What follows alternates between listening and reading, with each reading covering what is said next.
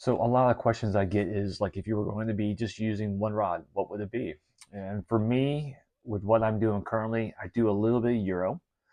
I'm doing more dry dropper, a lot more dry flies, and a decent amount of jig streamer fishing. So for me, based on that and how I fish, where I fish, and for the size of fish I'm typically going after, I would say a 10-foot four could pretty much do all that. And it has for me for the last 7 months. So since about June of this time, June last year, all I've been doing is just been fishing a 10-foot four weight on my free time. And it's been great. I've been able to reduce a lot of the gear I typically carry. I'm going to carry one reel, which I'm going to talk about here in just a moment. But it was just more of an experiment. I'm not sure how much longer I'm going to be doing it because, I like my toys. I like playing around with different rods. I like three weights, two weights for ultralight nymphing situations. And I even like heavier 6, 7 weights and 8 weights for kind of heavier, more robust streamer tactics. But again, if I was going to be using just one rod, for me, for the rest of my life, it would be a 10-foot four weight.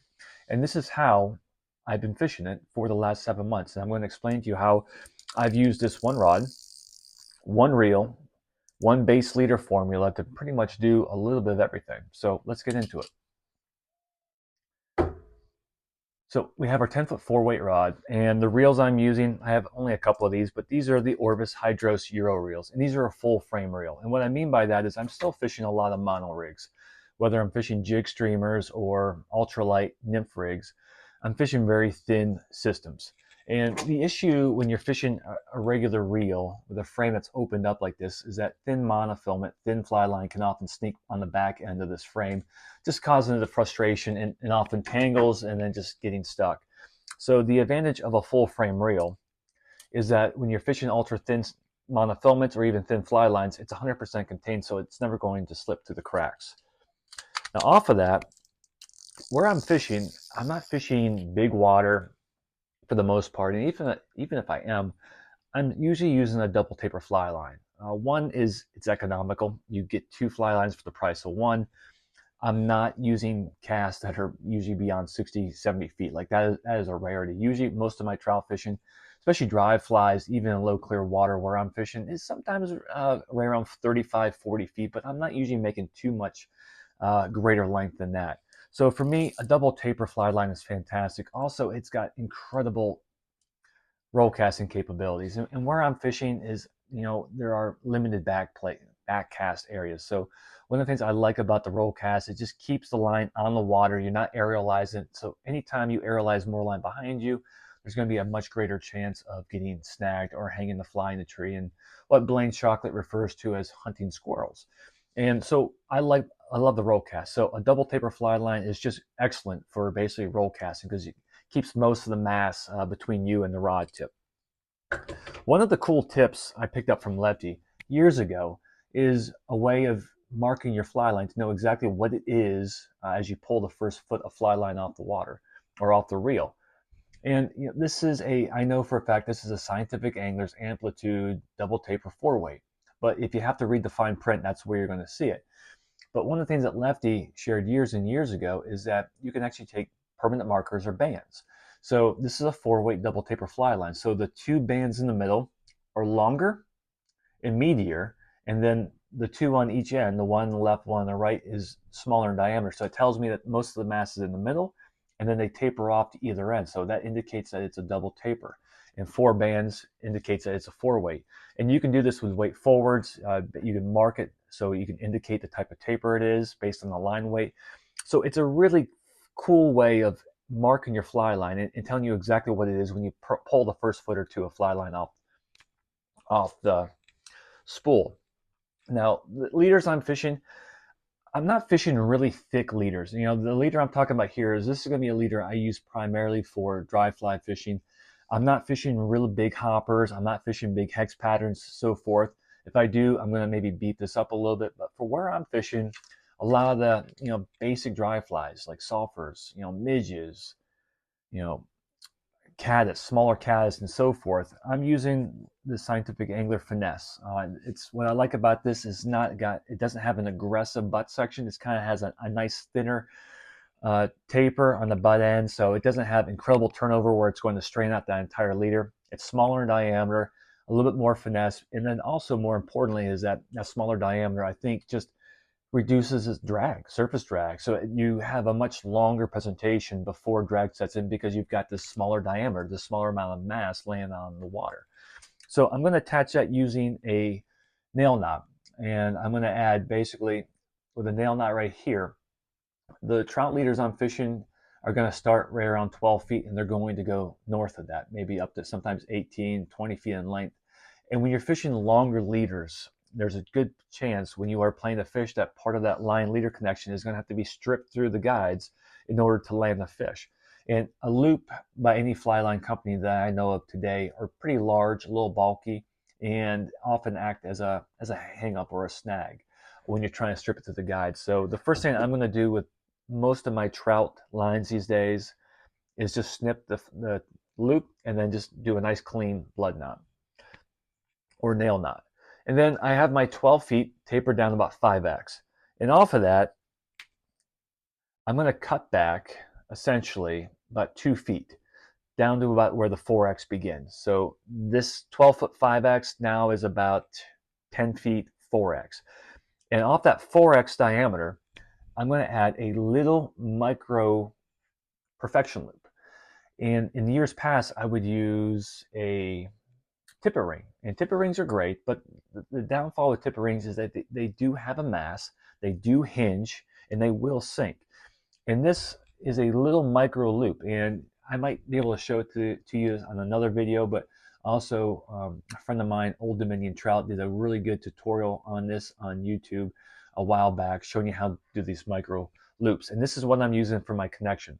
So for example, when I'm fishing dry flies, what I'm going to do, this morning there was a blue wing olive hatch.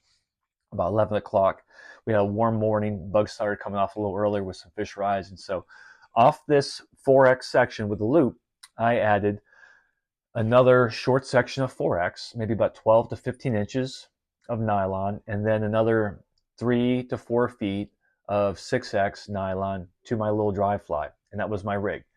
And then I fished dry flies for a good bit. And then all of a sudden the dry fly fishing slowed down and I went into a Euro rig. So what I ended up doing was I took my dry, stuck it into one of these loom cartridges, little circular dropper rigs, stuck my dry fly in there and wound the 6x mono and then the 4x mono down to that loop, cut in front of the loop, and then secured this. And then what I ended up doing is just reeling this in. And then with my mono rig, I'm using a lot of the Pierre Sempe. And the Pierre Sempe is kind of a really soft nylon. And there's all types of nylons out there, but one of the things I like about the Pierre Sempe, and even like there's an Andes material, but a lot of what I'm doing here is it's about seeing the strike. You know, you're fishing light flies, and the softer monofilament, when it drifts, you can literally see this lightweight nymph drifting because you're going to be seeing this soft monofilament just kind of dancing and twitching. And what you're looking for is for that line just to tighten up. And the softer the mono, I think it really does help you be able to see that strike tightening up. So with this, I'm using a lot of the 0.16 millimeters, and I'm going to run about 15 to 25 feet of the Pierre Sempe. You know, some people like it shorter, you know, within about 10 to 15 feet as a base to their tippet. Me, I'm going to use it a little bit longer. So normally I'm on the 25-foot range, even a little bit longer. And what I would end up doing is I have a spool, a Euro rig already set up. So I have my 15-foot, or I have my 0.16 millimeter Pierre Sempe, and what I'm going to do with this already strung up to the rod, I'm just going to do a clinch knot from my Pierre Sempe butt section all the way to the micro loop, and then do a clinch knot, trim the tag, and then essentially reel all the finesse leader all the way in and reel most of the Pierre Sempe. And off the Pierre Sempe, I'm going to have somewhere between 3 to 5 feet of usually 5 to 6x tippet. Normally, like today, it was a 6x diameter tippet. So I had about 25 feet of the Pierre Sempe and then about 5 feet of 6x tippet to my point nymph. And that was great. It worked really good. And then if I want to just say, for example, maybe a rainstorm came in and I want to start throwing some jig streamers, what I would end up doing is I would take the Pierre Sempe, cut this off and wind it back onto this cartridge. I want to mention one of the reasons why I don't use the Pierre Sempe. Some people will ask you, why don't you just use this for streamer fishing? One, it's got a lot of stretch. And the issue is that when you're fishing jig streamers, or even large, it can be even large nymphs. Larger nymphs, larger streamers have a much thicker hook point. It requires more force during the hook set to push that larger diameter hook into a fish's mouth. And when you have a material that has a lot of stretch, you lose a lot of that force. So when I'm fishing jig streamers, one of the things I like to use is, or even large nymphs, I like using a Maxima monofilament. This is a high-vis Maxima that I often get from Amazon. I usually get this in like the 300-yard spools, but Maxima, it's got very little stretch. So when I set the hook, like I know I'm getting a pretty good amount of force and power into that hook. It's into that fish. I know this isn't nearly as sensitive as, say, the Pierre Sempe when you drift this, but for jig streamers or even fishing large nymph hooks, I like something that has very little stretch. I get a much better hook set. If I try using the Pierre Sempe with large jig streamers or larger nymphs, my hook percentage or my landing percentage goes down drastically because I just don't think I get enough juice during the set. So when I'm fishing jig streamers, again, what I would do is I would cut that Pierre Sempe right at the loop off my 12-foot 5X leader, which is basically now 10-foot 4X. I would cut that right there, wind the entire Pierre Sempe material along with the 6X to the nymph around one of these cartridges, and then I'm going to pull out one of these Orvis dropper rig containers. And then I have here my tip of my Maxima. And what this is going to be, this is usually going to be about 25 to 30 feet of 6-pound test Maxima to about a 4X diameter fluorocarbon tippet. Basically the length of the fluorocarbon tippet is somewhere between 3 and 5 feet. And I'll use a little cider marker, but I would just take the tip of this Maxima, tie that into the loop, wind the entire finesse leader back through the guides, wind most of the Maxima also onto the reel, and just have the amount of Maxima in my tippet outside the rod tip that I need to make the cast. And that is it. It is a very, very simple system. Now, people will say, well, why don't you just carry 2 reels? And you could definitely do that. You carry an extra spool. Maybe it would be a little more useful or a little more practical to carry a second spool.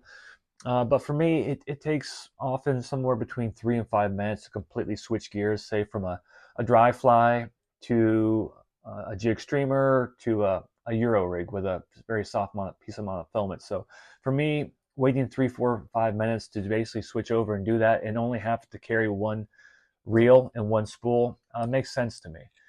So that is it. This is pretty much my system that I have used. And again, I know there's situations where I'd be definitely having more of an advantage using, for example, like a 10-foot 2, 10-foot 3 when I'm fishing really thin leaders and very light nymphs for castability and strike detection. And then definitely situations where if I want to be throwing, even like 3 to 4 inch articulated streamers, I know I'd be better off with maybe a 5 or 6 weight. But for me, the last 7 months, it's been a blast. I'm not sure how much longer I'm going to be doing this and just sticking to the 10-foot 4-weight because I do like playing around. I like having my toys.